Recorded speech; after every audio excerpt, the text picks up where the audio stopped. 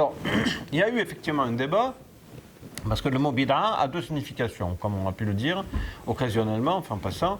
Il y a une signification linguistique, bid'a signifiant tout ce qui est innovation, hein, tout ce qui est min ghayri misalin sabiq, sans exemple antérieur. Voilà. Et puis, il y a la bid'a shar'iyya, c'est ma uhdisa min ghayri misalin sabiq, ou ala ghayr misal sabiq, wa huwa muwafiq li shara' ou mukhalif li shara'. D'accord ?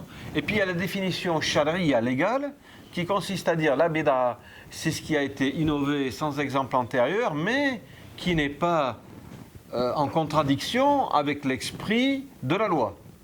En revanche, à ce moment-là, la bid'a sayyi'a, la bid'a, l'innovation de mauvaise loi, étant celle qui effectivement a été instituée sans avoir d'exemple antérieur, mais qui n'est pas en contradiction avec l'esprit de la loi. Donc là, on voit bien que les ulama, de façon très claire, ont défini le cadre de la bid'a hasana et de la bid'a sayyi'a. Ils ont dit attention de ne pas confondre, parce que des fois, les compagnons eux-mêmes emploient le mot bid'a avec le sens d'innovation, mais simplement parce qu'avant, ça n'existait pas, mais sans qu'il y ait l'intention péjorative. Et parfois, effectivement, ils entendent le mot bid'a comme une innovation religieuse blâmable. Donc il faut savoir quand ils parlent, ce qu'ils disent exactement, à quoi ils font allusion. Et il est vrai qu'avec le temps, le mot bid'a, plus on s'éloigne précisément des origines, plus le mot bid'a reçoit une signification péjorative. C'est-à-dire que l'usage a fini par privilégier la signification péjorative du mot bid'a, ce qui tant et si bien que quand on emploie le mot bid'a, on a l'impression aujourd'hui que bid'a c'est forcément mauvais. Mais ça, c'est un usage qui a fini par s'imposer ma'a murur al-zaman, avec le temps. Mais au départ, ça n'est pas le cas. Et dans les premiers siècles, justement, l'imam Shafi'i ou l'imam Malik ou d'autres font bien le distinguo qui est fondamental entre bid'a, c'est-à-dire chose nouvelle, point barre, et bid'a shar'iyya, l'innovation légale qui peut être, elle, encore une fois, selon les catégories dans lesquelles elle range, une bid'a acceptable, une bid'a rejetable, une bid'a louable, une bid'a blâmable, une bid'a interdite, etc. Il y a aussi une question qui vient de tomber aussi sur le vocabulaire qui a été, la grammaire par exemple, qui a été innové à l'époque des Oumayyades, les écoles de droit musulmans qui ont été, entre guillemets, établies à l'époque abbasside, donc des siècles plus tard. Et il y a des personnes qui nous posent la question, justement, ils nous disent c'est ces écoles de droit musulmans qui sont à la base de la division des musulmans. Et donc, on a tout intérêt à les classer comme une innovation blâmable. Ah d'accord. Alors là, je vais répondre très simplement. S'il n'y avait pas les 4 écoles aujourd'hui, c'est pas 4 écoles qu'il y aurait, c'est peut-être 5 ou 600. Pourquoi, vous allez me dire ? C'est très simple. Parce que quand le prophète est décédé, qu'est-ce qui s'est passé ? Les compagnons étaient à eux-mêmes, chacun, une école à part entière. Ils pratiquaient leur dîn selon les souvenirs qu'ils avaient eux-mêmes de l'envoyé de Dieu. Vous avez aujourd'hui, par exemple, des versets de Coran, je vous donne un exemple très simple, qui étaient lus par des compagnons aussi célèbres qu'Ibn Mas'ud, qui ne figurent pas dans la Vulgate de Sayyidina Osman, dans le livre qui nous a été laissé et qui est entre nos mains aujourd'hui. Est-ce qu'on va dire qu'Ibn Mas'ud était un mubtadi', mufarriq lil jama'a, un innovateur qui semait la division et la zizanie parmi les rangs des compagnons, alors qu'il faisait partie des huffaz al-Qur'an qui nous en ont garanti la transmission? Qu'est-ce qu'on va dire? Il y avait autant d'écoles que de compagnons, parce que chaque compagnon pratiquait l'islam selon les souvenirs qu'il avait, qui lui étaient propres et qu'il avait de l'envoyé de Dieu. Les écoles, qu'est-ce qu'elles ont fait? Elles ont réuni autant que faire se peut ces avis. Et il en est resté plus que 4. Et qu'est-ce que disait Sayyidina Omar? Je n'aurais pas été satisfait que les compagnons de l'envoyé de Dieu n'aient aucune divergence. Ah d'accord, Sayyidina Omar. Parce que la divergence des compagnons est une rahma. C'est une miséricorde. Si vous avez la porte qui est fermée par là, mais qui est ouverte par là, des fois on est bien content. Si on se fiait qu'à un seul avis, que ce soit le seul bon. Ensuite, des gens qui nous disent, oh là là, 4 écoles, c'est la division. Qu'est-ce que vous avez fait, vous? Vous en avez rajouté une 5e, qu'est-ce que vous avez fait? Les Wahhabis, c'est quoi? C'est un point de vue parmi d'autres, rien de plus. qui me prouve que le wahi leur est tombé dessus pour dire nous, notre école, elle est bonne en tout. Et vous, c'est bidon, ça, comme raisonnement. Nous étions 4, avec vous, on est 5. Alors, si tant est que ce soit une école acceptable, hein, parce que ça se discute aussi. Mais, résultat des courses, avant, il y avait peut-être un petit peu de division. Vous avez rajouté, comme on dit en arabe, tin bella, un petit peu d'eau dans la boue. C'est tout ce que vous avez fait. Mais venir nous dire que vous êtes les défenseurs du wahi, n'est-ce pas, et du kitab et de la sunna, et que tout ce que vous dites, c'est absolument conforme au livre et à la sunna, faites venir n'importe quel alim wahhabi, je dis n'importe lequel, en face d'un alim sunni, n'importe lequel, quelqu'un qui se respecte, j'entends, pas un taïouche ou un bouzid, et mettez-les ensemble, et je vous garantis que le alim sunni va trouver 50 problèmes qui reçoivent une fatwa kaza ou kaza chez les wahhabites et qui ne peuvent en aucun cas faire l'unanimité. Je dis bien en aucun cas, parce qu'il y a des problèmes qui ne peuvent pas faire l'unanimité. Moi, je vous donne un exemple très simple. Un jour, il y a un type qui rentre chez moi, j'avais une librairie. Il me dit, vous trouvez normal, vous, qu'à Damas, on fasse les 3 prières au début du temps, du Fajr, selon les 3 écoles, Malikite, Shafirite et Hanafi, l'un au début du temps, l'autre au milieu du temps, l'autre à la fin du temps. J'ai dit, il y a 3 hadiths. Il y en a un où le prophète sallallahu al-fajr bi-ghalas, l'un où le prophète l'un où le... Il m'a dit, ah bon? J'ai dit, oui, ah bon. Il m'a dit, mais c'est des hadiths sahih? Oui, j'ai dit, c'est un sahih muslim. Qu'est-ce qu'on fait? On a pris quand? Lequel hadith on est en pratique? Et dis-moi. Eh bien, on a la chance d'avoir 3 écoles qui chacune ont pris un des hadiths et l'ont mis en pratique. C'est pas bon ça? Alhamdulillah, ni'ama. Et puis ça permet à quoi? Aux types qui sont courageux, qui sont là 1 heure avant le Fajr et qui ont une himma aliyah de prier au début du temps. Ça permet à ceux qui sont des gens ordinaires comme vous et moi, bon on arrive, on fait après, on repart, on va se recoucher. Et puis ça permet aux feignants qui arrivent en dernière minute, ben, ils ont prié un quart d'heure avant le lever du soleil, alhamdulillah, ils ont quand même eu la prière en jama'a. Ni'ama. Irtilaf ou alama ummati rahma. La divergence des savants de ma communauté, c'est une miséricorde, c'est une bénédiction. C'est pas du tout une agression ou une contrefaction. Les gens qui s'imaginent que l'unité islamique, c'est de marcher au pas comme des petits soldats en rang, et dès qu'il y en a un qui dépasse, il faut lui couper la tête, excusez-moi, c'est une réaction d'abruti. J'y vais pas par 4 chemins. L'unité, c'est quoi? C'est l'unité des cœurs. Moi, aujourd'hui, je viens d'un pays que je ne nommerai pas, que j'aime bien par ailleurs, mais les gens, quand vous rentrez dans les mosquées, pendant un quart d'heure, leur seul truc, c'est de savoir s'ils vont pouvoir t'écraser le pied, parce que... Alors tu es là, tu écoutes le Coran, et le mec, il est à côté, il va être sûr qu'il a bien collé son pied contre le tien, et toi, tu es en train d'écouter du Coran, je te dis, mais il n'a rien d'autre à foutre. L'imam est en train de réciter Surat al-An'am, ou Surat al-Baqarah, et l'autre, il a sa tête dans tes pieds. Ni'am al-Mazhab, quelle excellente école. Bravo. Vous me dites, c'est ça l'unité islamique? C'est d'avoir le pied contre le pied? Il y en a qui méritent des pieds quelque part aussi. Bon, je m'excuse, moi de temps en temps, j'ai un peu de... C'est très bien. Barakallah, mon cher. On a parlé donc du débat linguistique sur le mot bid'a. On a parlé du hadith mutlaq muqayyad, donc restreint à un contexte conditionné ou générique, donc à la base de la divergence autour du sens chariatique du mot bid'a. On a parlé des 4 écoles et donc de cette règle d'or qui est le respect entre les savants. Maintenant, en fait, les jeunes qui nous écoutent et qui nous voient là en ce moment même parler des différentes écoles et justement de cette richesse et de cette miséricorde qui est la divergence, se pose aussi la question sur qui va-t-on suivre en France. On nous pose, il y a 3 personnes qui nous ont posé la question en même temps. Parce que chacun finalement prétend qu'il est la vérité, qu'il est authentique et que finalement les autres, il y a des mises en garde, vous le savez, un peu partout. Hein, donc voilà, je pense que nous sommes aussi ciblés. Oui, mais bon. Voilà, j'avoue qu'il y a des personnes, surtout des nouveaux convertis, qui sont un petit peu perdus, on va dire, dans ce lot dans ce lot de chouyour et de mise en garde partout. Il y a beaucoup de nos jeunes qui sont perdus et qui se posent la question, qui va-t-on suivre aujourd'hui et sur quels critères, justement? Alors, le critère, il est simple. Quand vous voyez des gens qui vous disent mes références, ce sont les premiers siècles de l'islam. Et je suis désolé, les premiers siècles de l'islam, c'est Shafi'i, c'est Malik, c'est Abu Hanifa. C'est pas Abdel Wahhab et c'est pas Ibn Taymiyyah. Je suis désolé, et c'est pas Albani. Ça, ce sont des tardifs discutables. les premiers siècles de l'islam, en tout cas dans le mazhab sunni, ont fait l'unanimité et ont propagé l'islam pendant 14 siècles jusqu'à nous. Pourquoi ces gens-là ont-ils été utiles pendant 14 siècles et seraient-ils brusquement des gens à jeter à la poubelle? Je pose la question.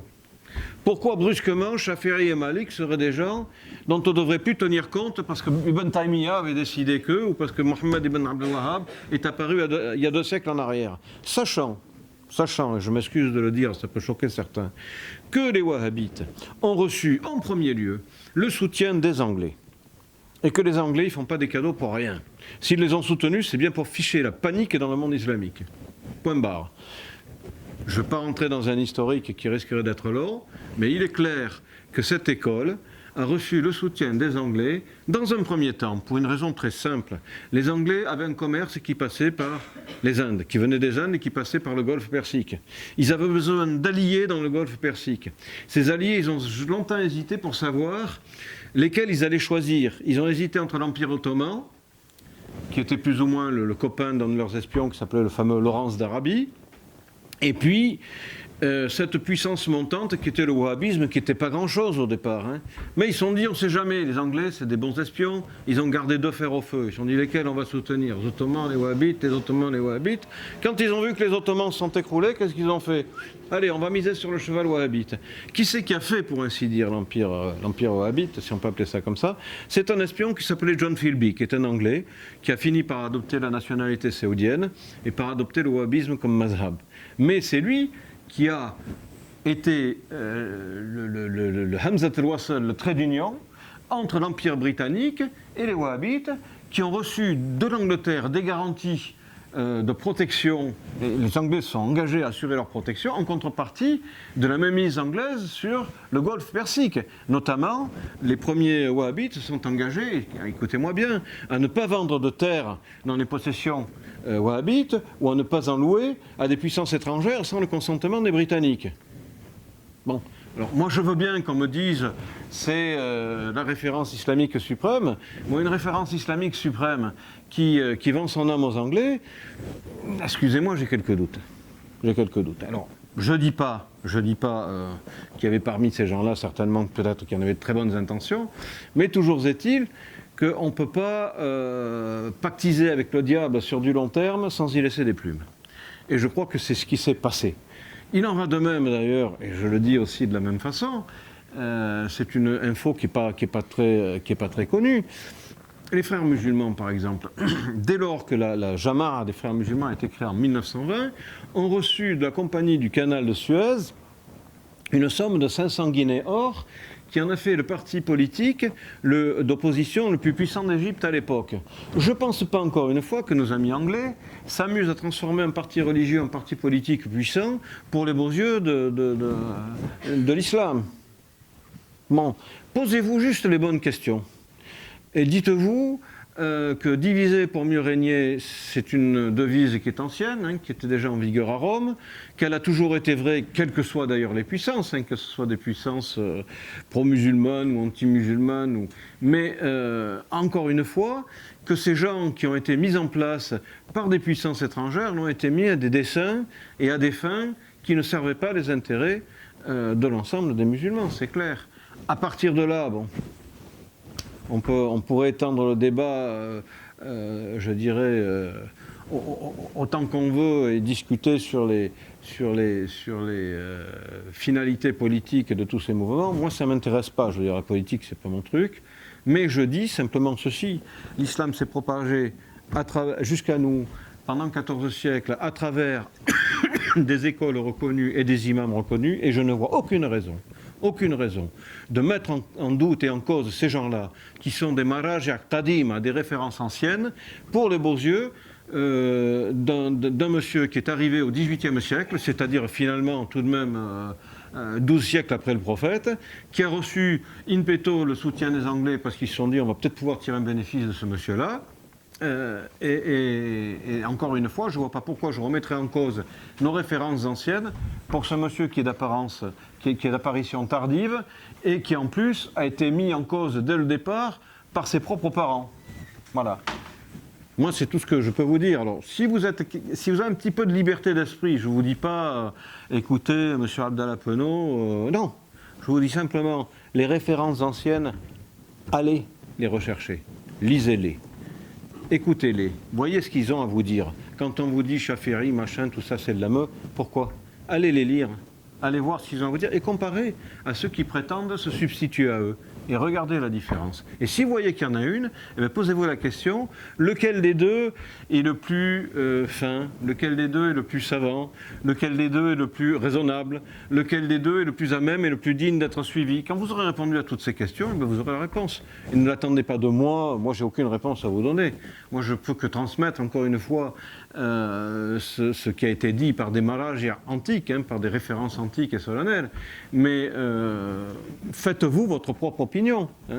L'islam s'adresse toujours à Ulil Albab, à ceux qui sont doués de raison et d'entendement. Donc soyez des gens doués de raison et d'entendement, ne soyez pas des babbaras, de simples perroquets qui vont aller taper sur Internet halal, halal, haram, haram. Non. Faites marcher vos cellules grises, essayez de voir pourquoi c'est halal ou pourquoi c'est haram, ou pourquoi c'est raisonnable ou pourquoi ça ne l'est pas. Et encore une fois, comparez les sources anciennes avec les sources récentes et essayez de voir effectivement, de distinguer le bien du mal et le vrai du faux. Tarbahu.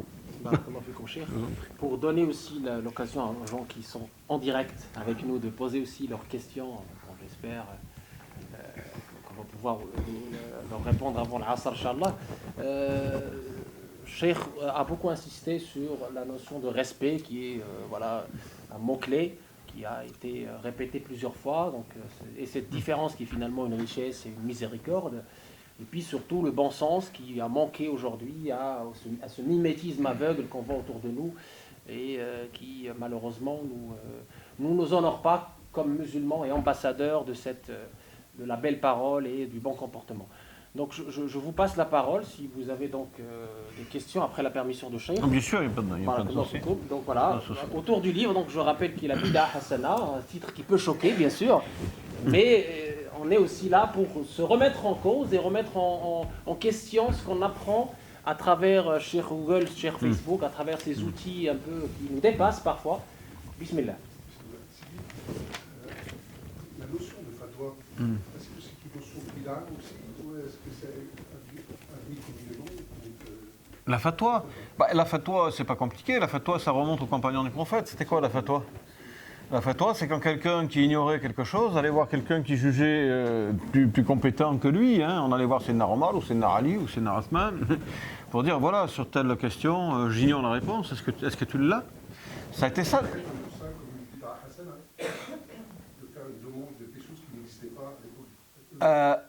Oui, de toute façon, c'est l'origine même de la bid'a, puisqu'on pose des questions sur des sujets dont on n'a pas la réponse, dont on ne tient pas la réponse. Alors, soit effectivement, encore une fois, la question a sa réponse directement dans le livre, auquel cas l'affaire est résolue, soit on l'a dans la sunna, auquel cas l'affaire est résolue, et là on ne peut pas évidemment parler de bid'a, puisque la réponse est directement, soit il n'y a pas la question, il n'y a pas la réponse en tant que telle, si vous voulez, mais on a les instruments qui nous ont été légués par le livre et la sunna pour trouver la réponse. Voilà. Ce que contestent en fait les wahhabites en disant mais non, tout est dans le livre. Mais ça, c'est du littéralisme qui tue. C'est le littéralisme qui tue. C'est exactement l'anecdote que je vous ai citée tout à l'heure entre le sultan Abdelmajid et puis Abdelhamid et le délégué anglais qui lui a dit, fais-moi, est-ce que c'est dit que dans le Coran, comment faire du pain? Posé comme ça, la question est absurde. Mais quand il lui a répondu, adressez-vous aux gens de science quand vous êtes dans l'ignorance, c'est la réponse. Je ne sais pas faire du pain, je m'adresse au boulanger, c'est clair. Et ça, c'est dit dans le Coran. Mais c'est pas dit, effectivement, prenez 200 grammes de farine, 300 grammes de sucre. Parce qu'on parle aussi de la fatwa jamaïa, c'est-à-dire d'un ijtihad collectif fait par plusieurs savants. On entend parler des comités scientifiques, peut-être aussi vous voulez parler de ça, les comités de Jeddah, les comités de tel ou tel. Est-ce que ça existait à l'époque des compagnons de se réunir comme ça pour statuer sur un sujet? Alors, je ne pense pas qu'à l'époque des compagnons, il y a eu des réunions. Si, il y a eu des réunions, mais de ce qu'on appelait les amar, voilà, ceux qui détenaient le commandement, justement, ceux qui étaient capables de lier Ahlul Hill wal Aqd, de lier et de délier. C'est-à-dire, même à l'époque des compagnons, quand on regarde bien comment ça se passait, tout le monde n'avait pas voix au chapitre. On ne mettait pas Ibn Mas'ud ou Abdallah ibn Omar comme un bédouin qui avait rencontré le prophète 2 heures dans sa vie et qui ne savait pas grand-chose en matière de dîn, enfin qui savait l'essentiel, qui était quelqu'un de très respectable. Enfin, je veux dire, je lui arrive certainement pas à la cheville, mais en matière de haine, ils n'étaient pas comparables. Donc il y avait déjà cette notion de hiérarchie, de gens qui savaient et de gens qui ne savaient pas ou qui savaient moins. Et les gens qui ne savaient pas, par définition, allaient s'adresser à ceux qui avaient la science pour solutionner leurs problèmes. Donc il y avait déjà cette notion de moufti, en quelque sorte, de personne qui va me donner un avis juridique compétent. Hein, voilà. Après, il y avait parfois effectivement des réunions. Il est arrivé que sur la question des mawaris, des héritages, les compagnons se sont réunis. Bon, mais qu'est-ce que doit avoir la grand-mère, par exemple? Ça, c'est pas mentionné clairement. On va lui donner tant de la vie générale des compagnons. Il y avait une réunion, mais encore une fois, qui se réunissait? Alors, on prenait Sayyidina Ali, on prenait Sayyidina Omar, on prenait Sayyidina Abu Bakr. On ne prenait pas un compagnon quelconque qui avait très peu de science, voire pas du tout. C'était déjà la structure d'un cabinet juridique, je dirais, de compétences, qui statue sur un cas qui avait... D'ailleurs, voilà par exemple un cas Mawaris. Les Mawaris, les parts allouées aux héritiers sont établies par le Coran et par la Sunna. Et il y a eu des cas où, dans le Coran et la Sunna, ça n'y était pas. Et là, les compagnons ont statué. Donc celui qui dit qu'il y a tout dans le Coran et celui qui dit qu'il y avait des trucs qui n'étaient pas dans le Coran, c'est un kafir. Ben voilà un exemple. Qu'est-ce que vous allez donner à la grand-mère? Hein? Qu'est-ce que vous allez faire? Alors, on va dire, les compagnons, ils ont peut-être entendu le prophète, ils l'ont peut-être pas entendu non plus. En tout cas, ils ne l'ont pas entendu puisqu'ils se sont réunis justement pour statuer. S'il y en avait un qui avait dit, mais le prophète a dit ça, c'était terminé. Donc voilà un cas, en matière d'héritage, où juridiquement, la question pour un des ayants droit n'était pas tranchée. C'est les compagnons qui l'ont tranché après un effort de réflexion, d'ijtihad.